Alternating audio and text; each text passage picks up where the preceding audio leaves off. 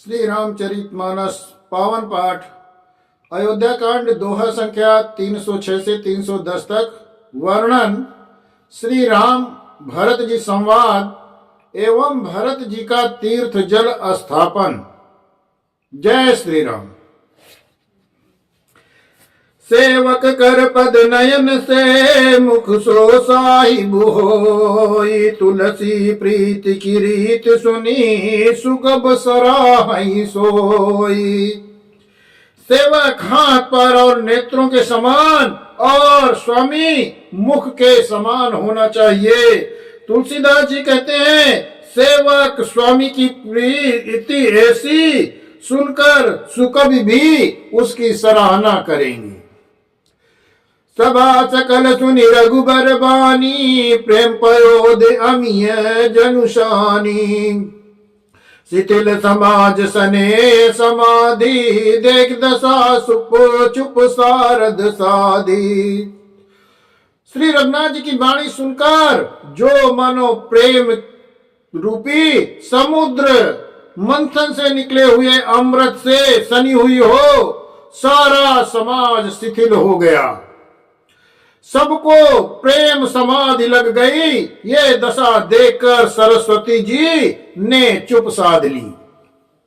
भरतई भयो परम संतोषु, सन्मुख स्वामी विमुख दुख दोषु। मुख प्रसन्न मन मिटा विषादु, भाजन गूंगई गिरा प्रसादु।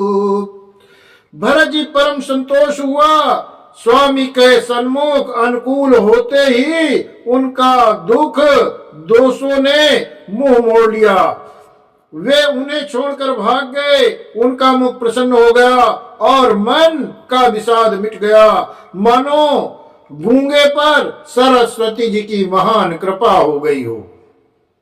कीन प्रणाम सप्रेम बहोरी, बोले पानी पंकरु हजोरी।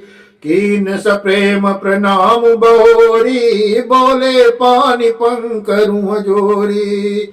नाथ भयो सुख साथ गयो को, लयो लाऊ जग जन्म भय को।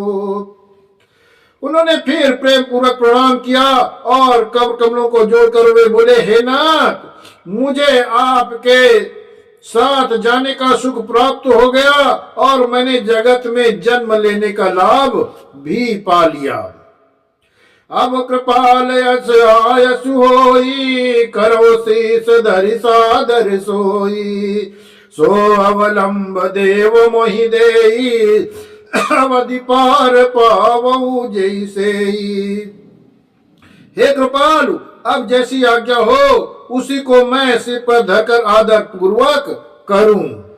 परंतु देव, आप मुझे वो अवलंब कोई सहारा दें जिसकी सेवा कर मैं अवधि का पार पा जाऊं, अवधि को बिता सकूं। देव देव अभिषेक हित, गुरु अनुशासन पाई। आन्यू सब तीरथ सलिल, तेहि कह कार जाई। हे देव, हे स्वामी, आपके अभिषेक के लिए गुरु जी की आज्ञा पाकर मैं तीर्थों का जल लेता आया हूं। उसके लिए क्या आज्ञा होती है, क्या आज्ञा है? एक मनोरथ बड़ मन माही, सभय सकोच जात कही नाही।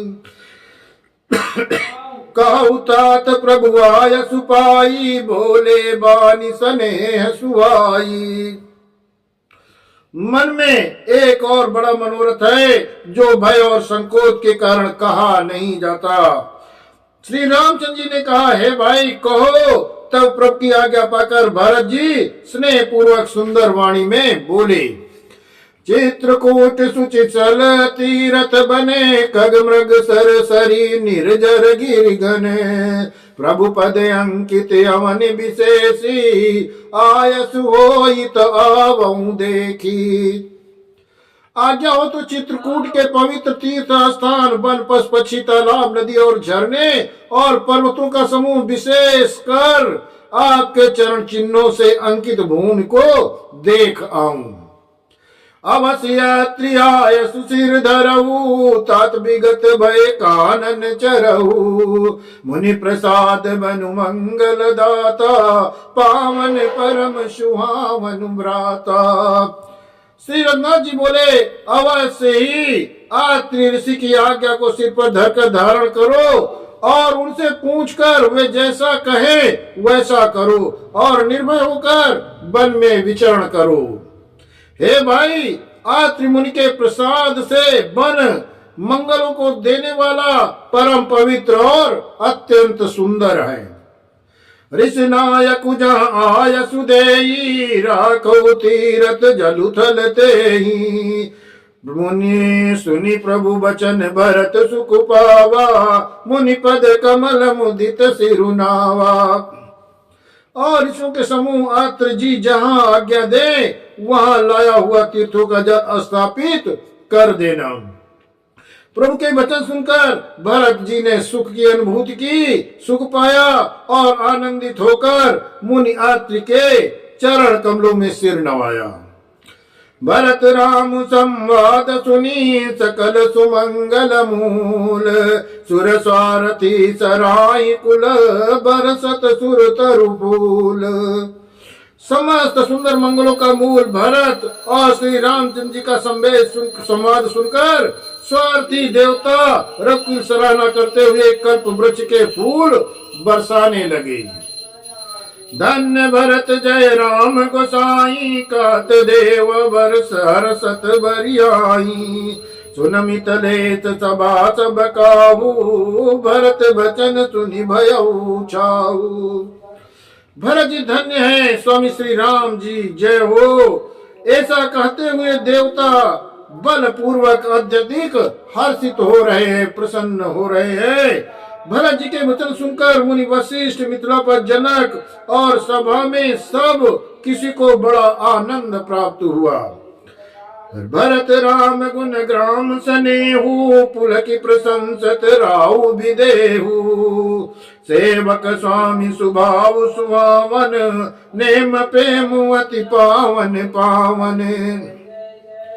भरत और श्री रामचंद्र के गुण समूहों तथा प्रेम की विदेह राज जनक जी पुलकित होकर प्रशंसा कर रहे हैं। सेवक और स्वामी दोनों सुंदर स्वभाव के हैं। इनके नियम और प्रेम पवित्र को अत्यंत पवित्र करने वाला है। मति अनुसार सराहन लागे सचिव सभा पद सभे अनुरागे मुनि सुनि राम भरत संवादु दुम समाज ही हर्ष विषादु। मंत्री और सभासद सब प्रेम मुग्ध होकर अपनी अपनी बुद्धि के अनुसार सराहना करने लगे। श्री रामचंद्र जी और भरत जी का संवाद सुनकर दोनों समाज के हृदयों में हर्ष और विषाद, भरत जी के सेवा धर्म को देखकर हर्ष और राम वियोग की संभावना से विषाद दोनों हुई। राम मात तुम सुख समझानी कही गुण राम प्रबोधि रानी एक काई रघुबीर बड़ाई एक सराहत भरत भलाई। श्री रामचंद्र जी की माता कौशल्या जी दुख और सुख को समान जानकर श्री रामचंद्र जी के गुण कहकर रानियों को धैर्य बंधाया। कोई श्री राम की बड़ाई बड़प्पन की चर्चा कर रहा है तो कोई भरत जी के अच्छेपन की सराहना कर रहा है। आत्रिकयौ तब भरत सने शैल समीप सुकूप राखी तीरथ तो यतः पावन अमिय अनूप। तब अत्रि ने भरत जी से कहा कि इस पर्वत के समीप ही एक सुंदर कुआं है। इस पवित्र अनुपम और अमृत जैसे तीर्थ जल को उसी में स्थापित कर दीजिए। भरत यात्री अनुशासन पाई जल भाजन सब दिए चलाई सानुज आपु आत्र मुनि साधु सहित गए जहाँ कूप अगाधु। भरत ने अत्रि मुनि की आज्ञा पाकर जल के सब पात्र रवाना कर दिए और छोटे भाई शत्रुघ्न अत्रि मुनि और अन्य साधु संतों सहित वहां गए जहां वो अथाह कुआं था। पावन पात पुण्य थल राखा, प्रमुदित प्रेम आत्रियत भाषा। तात अनादि सिद्ध थल येहू, लोपेउ काल विदित नहीं केहू। और उस पवित्र जल को उस पुण्य स्थल में रख दिया। तब ऋषि ने प्रेम से आनंदित होकर ऐसा कहा, हे तात, ये अनादि सिद्ध स्थल है, काल क्रम से ये लोप हो गया था, इसलिए किसी को इसका पता नहीं था। तब सेवकन सरस थलु देखा, कीन सुजलित कूप विशेषा। विधिवश भयउ विश्व उपकारु, सुगमे अगमे अति धर्म विचारु। तब भरत ने सेवकों के उस जल युक्त स्थान को देखा और उस सुंदर तीर्थों के जल के लिए एक खास कुआं बना दिया। दैव योग से विश्व भर का उपकार हो गया। धर्म का विचार जो अत्यंत अगम था, वो इस कूप के प्रभाव से अत्यंत सुगम हो गया। भरत कूप अब कई है लोगा, अति पावन तीरथ जल जोगा। प्रेम सने मनिया जत प्राणी, वही विमल करम मन बानी। अब इसको लोग भरत कूप कहेंगे। तीर्थों के जल के सहयोग से तो ये अत्यंत ही पवित्र हो गया। इसमें प्रेम पूर्वक नियम से स्नान करने पर प्राणी मन वचन और कर्म से निर्मल हो जाएंगे। कहत कूप महिमा सकल गए जहां रघुराऊ, अत्र सुनायऊ रघुवरहि तीरथ पुण्य प्रभाव।